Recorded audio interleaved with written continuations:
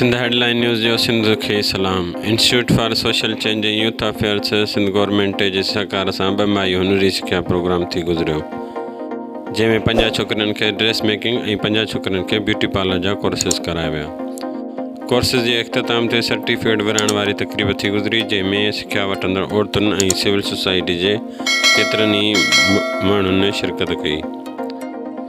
Courses जे इख़्तिताम ते certificate विराइण वारी तक़रीब खे मुखातिब थींदे तंज़ीम जा अॻवान हुमेरा अली चयो त असांजी तंज़ीम जो हिकु मक़सदु उहो बि आहे त औरतुनि खे हुनरी सिख्या जहिड़ा प्रोग्राम कराए उन्हनि खे मुआशी तौर ते पाण बरो कजे त जीअं उहे पंहिंजे ख़ानदाननि सां गॾु समाज में बि मैशियत खे सगारो करण में मदद करे सघनि। हिन वधीक चयो त ज़िंदगी जो मयार तॾहिं बहितर थी सघे थो जॾहिं औरतूं मुआशी तौर ते पाण भरियूं हुजनि। सर्टिफिकेट विराइण वारी तक़रीब खे ख़िताब कंदे अब्दुल जब्बार भट्टी चयो त इंस्टीट्यूट फॉर सोशल चेंज औरतुनि लाइ हुनरी सिख्या जा केतिरा ई प्रोग्राम मुनक़द कंदो रहियो आहे त जीअं मुआशी तौर पुठिते पियल औरतुनि जी सहायता थी सघे।